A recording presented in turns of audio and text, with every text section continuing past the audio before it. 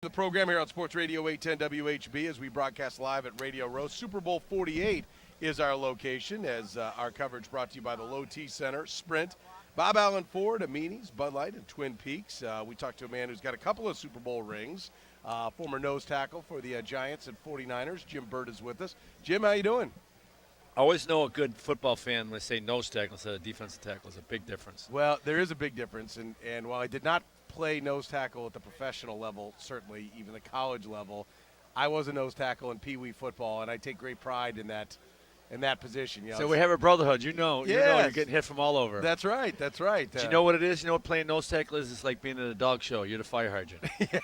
Everyone's hitting you. and that is it. Hey, look, and you were one of the guys, even at your time, were not that you're a small man if we were to walk around just the streets, but in the world of the NFL, you weren't the biggest guy. I mean, people think of nose tackles now. Right. They think of Casey Hampton at like 330, 340. Yeah. You know, they weren't 330, 340 back then, but they also weren't the, 250, 255, 260? 6'1", 258. Yeah. Yep, that's what I played at. How'd you pull that off? Well, you know what? I had good technique. I had great flexibility, quickness with the hands and feet. And I had great feet. No one could slip me or hook me. And the leverage thing. It was almost like judo. You get guys off balance, and I wouldn't let them roll off the ball because nose tackle and defensive tackle, they don't have any room to really roll off and use the weight on you because I'm right on top of the center. So, use the techniques and the different how to move and how to slip and everything like that. And you work the techniques every day, and that's how I worked it out. And the Giants in that 3-4 that you were playing, and when they just blew up the 3-4. That's an important part of the equation. I mean, if you're not there doing your job, then the Lawrence Taylors and Harry Carsons and Carl Banks and Gary Reasons and those guys don't get to get all the headlines. It's real nice when you get to run free. Right. Have four guys that can run free when you've only got three guys up in front of I them. always tell Lawrence Taylor, I said, Lawrence, you always play on the edge. You can only get hit by one guy, and you don't take on no blocks. I said, don't tell me. I mean, he would try to say something like, don't even tell me anything. I said, I'm doing 10 times more work than you ever thought of doing. I was getting hit by everybody. But yeah, they want. And listen, to attack the 3-4, if you can break those guys up, the inside linebackers and the nose tackle, and you can hit the core of the defense, they're broke. The reason why you do the 3-4 is because you have the linebackers, more athletic guys that are running around, so they run on the edges. But if you can attack the middle of that defense, that's the way to attack it. But if you can't attack that, you're in a little bit of trouble. The Chiefs went to a 3-4 base defense several years ago, but now, I mean, it's might be the first down look, maybe first and second or a short yardage. I mean, they're quickly to 2-4, and even nowadays they get down to like a 1-3 because they're just flooding the field with defensive backs. As an old D lineman, I mean, you guys didn't used to take everybody off the field like that, and now things have changed. They're spreading out a little more. The passing attack is a little more the way it is right now, and things have changed a little bit. But it's actually changing, but it's not changing. So now those big guys are not as needed. Those 330-pound guys, right. You need more active guys that can run around and do stuff. So I think the smaller guys are now coming into the game, as you can see, coming off the edges and so on and so forth. But it's going to come back. You're going to, the rush to passer, the best way to rush Peyton Manning is up the middle. Yeah. And if you don't rush you can rush off the edge, it'll step up on you. So you need those guys to be able to push the pocket. So the time of that, and I don't know what the thinking is, because if it was me, the most important guys is that push. And you get that push where they can't step up, those guys on the outside work well. Do you like where the game has gone? Do you like all the passing and everything? I don't. I like it. I was okay with it for a while, but they've gone too far with the illegal hits. They've kind of went over the top with that. They should have the instant replay to call these plays, because the referees are calling everything illegal hits. Those 15-yard penalties are devastating to teams, and they should stop the play and say, okay, was this a hit? And you see they're hitting the sternum a lot of times, but the players are so big and fast right now, it's hard for these referees to get in position to see if it's a bad hit. And if there's any question about it, they call it a bad hit. Well, do you like what they're doing practice-wise, though? I mean, you went through some hellacious practices and training camps with Bill Parcells. Now they limit the number of padded practices, the number of hits you can take. You think that's a good thing for football, for guys' long-term health? I don't think it's a good thing. I think they've gone to extremes. Maybe we practiced too much 3 times a day and hit. Maybe we did too much. So that was one extreme with Bill Parcells. That's what I know. The stuff they're doing now, they have all these I don't know, all these ACLs that are happening. Right. Your body has the condition to hitting. You can run and you can lift weights and do all those things. It doesn't matter. When you first come to camp for those first 2 weeks, in between your toes are sore. And you need to go through that, and your body has to get acclimated to that. And if you don't have the hitting like that, it just takes a long time for it to get back. And I just don't know if that's the right way to go. I think they went too far to an extreme with the only hitting 6 times before the first piece of the game. We hit 6 times in the first 2 days. Yeah.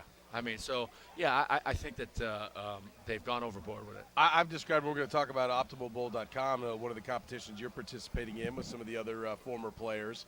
Obviously, health is an important part of your life if you're participating in this.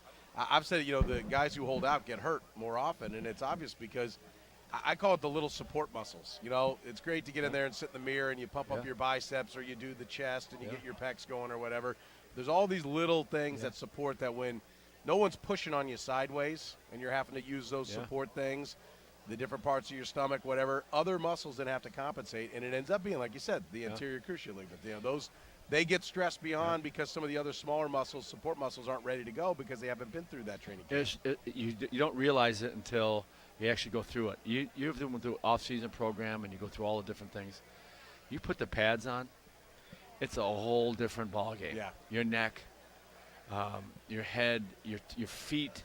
I mean, your feet get calloused, your ankles, your knees. They all got to be accustomed to different movements you're making. And you got to learn to move your feet and stay away from the piles and get on piles and, don't stand around piles and, protect yourself from these injuries. There's a lot of different things like that you have to go through. And they're just not doing it now. So the instincts are to practice. And I don't understand how you can not practice, and play good football. I just don't understand it. Now, you're playing 7-on-7, all works. Yeah. But when you're trying to run the ball, that's why people can't run the ball anymore. You have to actually practice stopping your run and running the ball. And they don't practice anymore. So now they just take the easy way out and they're throwing the ball all the time. Yeah. And you want to get 3rd and 2 instead of running the ball? I seen the Giants this year, they're 1st and goal on a 2. You got to pound it in there. If you don't pound it in there 3 times, you don't deserve to win. You don't deserve the score. That's how our attitude was. Right. You're on a 5-yard line. If you can't do it in 4 times, make 5 yards, then you shouldn't be on the field. Did you enjoy playing for Bill Parcells? When I played for him, no. Right. Now, yes, because he disciplined us. He kept the foot on our temples. He was like very, very combative guy, and we needed it. Did he play mind games? Oh, that's all he did was play mind games. But if you didn't win, it would have been a disaster. Because I hear guys that seem to be like, we watched Todd Haley, who's obviously a Parcells guy from his days in Dallas, and kind of play the games with guys. And he actually did get the best out of a Dwayne Bowe, but there are other guys that just didn't seem to work. I mean, the winning's a big part of it. If you're down there doing all this stuff and playing the games, the mental games, if you're not seeing the results, it's going to go sour pretty fast. Well, here's the deal with Parcells. And everyone else tries to duplicate someone else. You can't. Listen, my dad had his certain ways he could do things. I can't duplicate what my dad did. He was authentic to that. Yeah. Bill Parcells did certain things and coached with him. I've seen other guys try to be like the press like he did. Call him a communist and do this and do that. And then someone else says it, and all of a sudden it's okay for him to say it, right. But they can't say it. They can't pull it off when he could. Parcells was a psychologist, okay, and he could berate you and he could knock it, and he put his arm around you and it'd be okay. He'd tell you something good. These other guys tried to mimic him. You can't. You got to be your own person. Try to do your own thing. And he had guys that he didn't put guys in the doghouse. Guys put themselves in the doghouse. He's seen guys. He was starting to lose a guy. He put his arm around that guy and bring him back. So you have to. You knock him away from you, and you bang him out. Once you see he's ready on the edge, you got to put your arm around. He was able to do that. Where different guys tried to mimic his thing, and it doesn't work. Everywhere he's gone, he's had the quote Parcells guys. Yeah. How important to his success is finding that handful of guys that are the leaders in the locker room? I mean, there's no doubt he's got to step in and kick some butt sometimes, but then love some guys up sometimes. But that also, it seems from afar, you were in those locker rooms, that he also kind of has his lieutenants, if you will, that police things in the locker room, and that's a big part of how he kept the team focused and on track. Well, he's had his hands in everything. He policed everything, okay? But guys go out in the field and play. And he has to trust those guys. And let me tell you something. You're under a microscope with him. And if he had his guys that he knew that he could trust. No matter what the case is, he's looking at the game, and he takes 11 guys against 11. He goes, how do we match up? Well, I got these 5 guys. No matter what the case is, we have to play on Monday. We have to play on the street. On the street, these guys are going to be there for me. So he had those. When he called these guys, the guys that he could trust, that knew no matter what, we're never going to give up. We're going to play as hard as they could for him. He had certain guys, and he had also guys that he knew that were great players, that were a little sensitive, and he knew how to deal with those guys. That's what we're talking about. Right. So he knew how to do it, and that's how he was a successful coach. Was LT? Where did he fit in there? LT was he'd play so hard that his tongue would be dragging. But he wouldn't practice like that, would he? LT would come out. LT would come out. He wouldn't tie his shoes. Wouldn't practice. He'd practice in the drills he could. But as long as he played in the game, he had a different role. That was okay for the other guys? He had a different role. LT came to play in the game. Yeah. And you know what? We had to protect that. And his other issues he had off the field, and we had to protect that. So everyone got treated differently, of course. Right. And, we wanted a winning team. And I think having LT on your team helps you win. Sure. So when he has players that are his guys that he trusts, are going to help LT, and they ain't going to say anything about it. And if anyone says anything about it, that's LT. Keep quiet. We want to win. Yeah. You want to win. You want to lose. Yeah. You want discipline.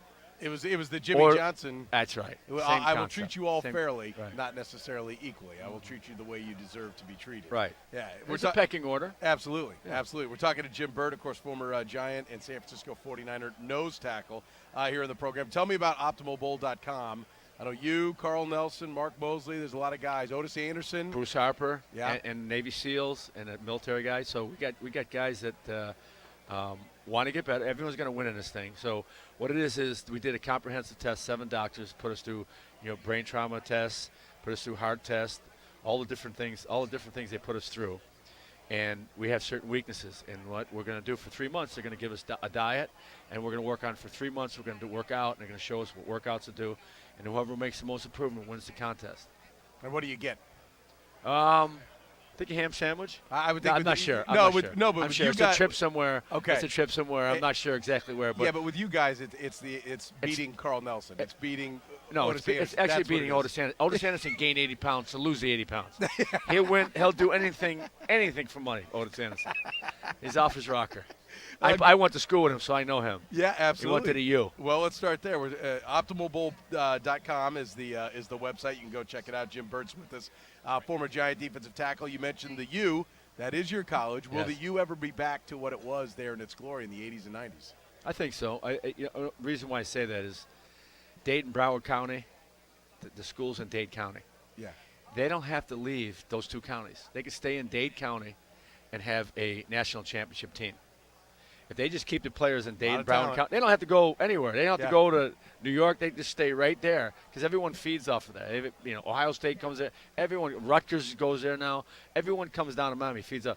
If Miami gets winning the program, people want to go there. All they got to do is recruit right in that part of Florida, and it's over with. Are you tired of watching your hit on Joe Montana? No, they show it all the time. Actually, I never hit him. He actually ran into me.